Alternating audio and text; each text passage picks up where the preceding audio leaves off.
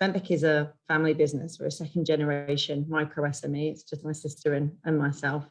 And it makes it interesting and exciting with things like sustainability, because with it just being the two of us, we can really just brainstorm and throw ideas about what matters to us, chat to business colleagues, friends about what we think is really going to make an impact for our tenants.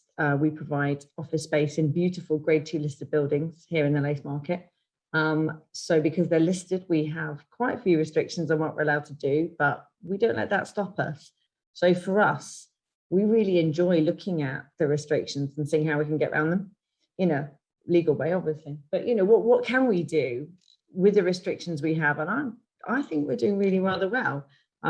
We're held up in the East Midlands as a company that's really leading the way and gaining competitive advantage on a business sense for the work that we're doing. But far more importantly, we're empowering and we're engaging people in the sustainability message. And I think Nottingham is a really exciting place to be right now in terms of the sustainability message and doing our bit. So Nottingham City Council pledged a couple of years ago that by 2028 it'll be carbon neutral.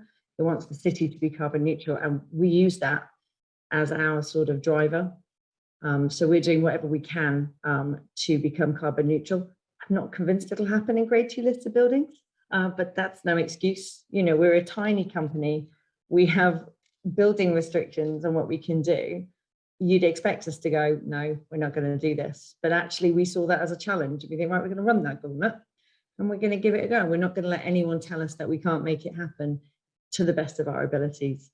There's a long way to go. But as I say, it's an exciting time to be in Nottingham right now. It feels like there's a groundswell of support for the carbon neutral pledge. There's a lot of awareness about it, which is always the problem when there isn't. And it feels there's genuine passion and motivation in this city to do something about it. And it feels like Nottingham was founded as sort of rebellion. And we're sort of pushing that through in terms of the sort of independent movement here in Nottingham, all doing their bit. We have this fantastic thing called Green Hustle, and it's a solution-based festival. So it tries to address the problems of climate change and environmental issues, but on a solutions-driven way. So it's not, oh dear, this is a nightmare. It's okay, here we are, what are we going to do about it? And it's really powerful and really empowering, and that's fantastic. We've also got a big patch of our city centre that used to house the Broadmoor shopping centre, which now doesn't exist. There's like half of it left in a shell. And there's been a big discussion in the city, a consultation about what people want to do with the space.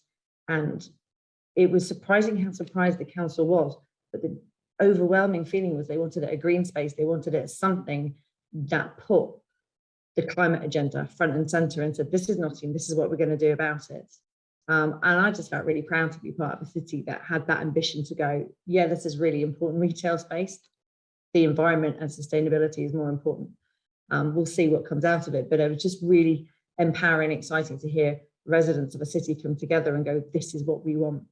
I hope for the future, it kind of feels a bit Miss-Worldy, but I just really would like globally there to be some agreement, because we have all these targets and we have all these meetings with COP26 coming up, and it's great, but we kind of know that the bigger players are going to go away and do their own thing. And I feel empowered as an individual to do what I can, but then I also feel that makes me feel a bit grumpy when on the bigger scale, the bigger players and the governments aren't doing what they're asking us to do.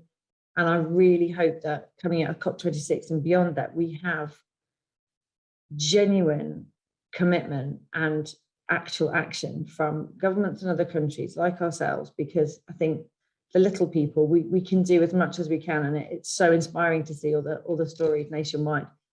But until the governments come together and genuinely commit, I think we're going to really struggle, which is a real shame, because it's just an imperative that we get this sorted sooner rather than later.